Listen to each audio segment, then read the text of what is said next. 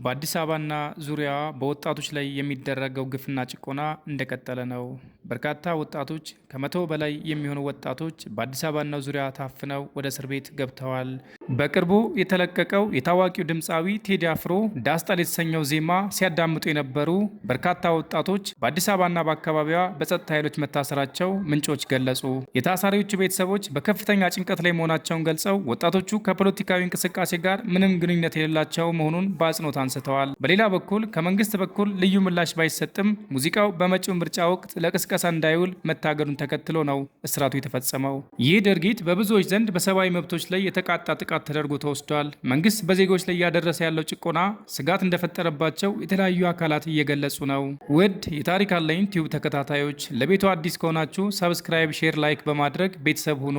የኢትዮጵያ የሙዚቃ ንጉስ ተብሎ የሚጠራው ቴዲ አፍሮ አዲስ ነጠላ ዜማ አልበም ወይ ኮንሰርት ለማድረግ ባሰበ ቁጥር የፖለቲካው ድባብ መሞቁ አይቀሬ ነው። በቅርብ ጊዜያትም በቴዲ ሙዚቃዎች ዙሪያ በመንግስት በኩል የሚስተዋለው ስጋት ከጥበብ ስራነቱ አልፎ ወደ ፖለቲካዊ ስሌት ተቀይሯል። ለመሆኑ መንግስት ለምን ስጋት ፈጠረበት? ሙዚቃውስ እንደ ሙዚቃ ለምን ለመቀበል አልቻለም? የመንግስት ዋነኛ ስጋቱ የህዝብ ንቅናቄ መፍጠር አቅሙ ከፍተኛ ስለሆነ ቴዲ አፍሮ በሚሊዮን የሚቆጠሩ ደጋፊዎች ያሉት በመሆኑ የሚናገረው ንግግርም ሆነ የሚያወጣው ግጥም በቀላሉ የህዝብ ስሜትን የመቀየርና የመቀስቀስ አቅም ያለው ተብሎ ይታመናል። ቴዲ አፍሮ በሙዚቃዎች የሚያነሳቸው ታሪኮች እንደ አጼ ምኒልክና አጼ ኃይለሥላሴ ከመንግስት ወቅታዊ ትርክት ጋር አለመጣጣማቸው በባለስልጣናት ዘንድ እንደ ተቃውሞ እንዲቆጠርበት አድርጎታል።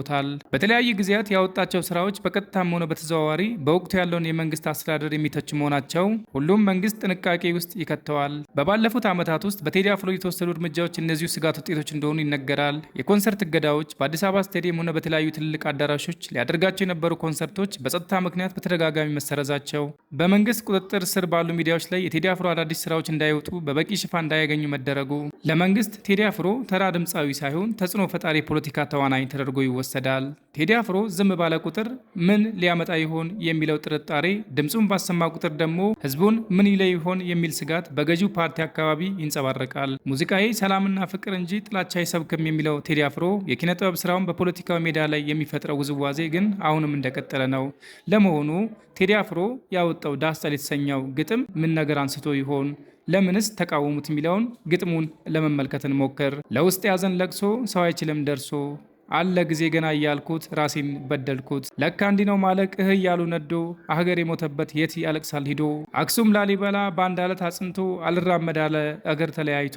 ምሰሶ ዘመመ ጣራውም ያፈሳል ሀገር የሞተበት የት ሂዶ ያለቅሳል። ባሳደገኝ ቀሄ ባደግኩበት መንደር ባይተዋር ሁኛለው እንደሌለው ሀገር። ያቆምኳት ሀገር ተፈተኘ በሳት እንዴት አቀርቅሬ ባንዲራዬ ላንሳት። በሌላ በኩል አሜሪካዊ ዲፕሎማት አምባሳደር ቲቦር ኔጊ የኢትዮጵያን ዝነኛ ሙዚቃ አቀንቃኝ ቴዲ አፍሮን እንዲያዳምጡ ጥሪ ያቀረቡ።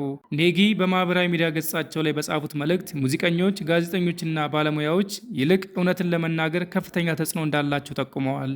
ወደዱትም ጠሉትም ቴዲ አፍሮ በኢትዮጵያ ፖለቲካ ውስጥ እንደ ችግር የሚመለከታቸው ጉዳዮችን በዘፈን ለመግለጽ ያሳየው ዝግጅትና ድፍረት አድናቆት ይገባዋል፣ ስሙት ብለዋል። አምባሳደር ኔጊ በአሜሪካ ውጭ ጉዳይ ሚኒስቴር ውስጥ ረጅም ዓመታት ያገለገሉ አንጋፋ ዲፕሎማት ሲሆኑ ይህ በእንዲህ እንዳለ መንግስት ግን ለምን ወጣቶችን ማሰር ፈለገ?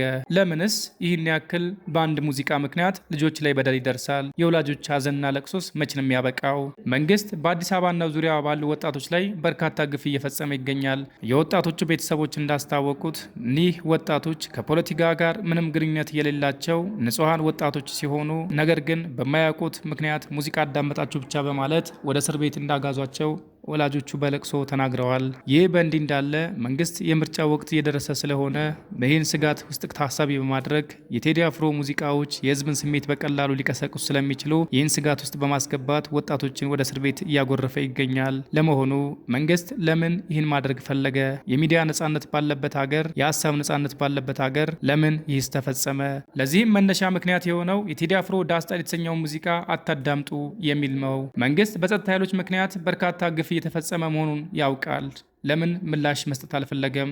ምርጫ ወቅት እየደረሰ ስለሆነ መንግስት ይህን ያክል ፍርሃት ውስጥ ለምን ወደቀ?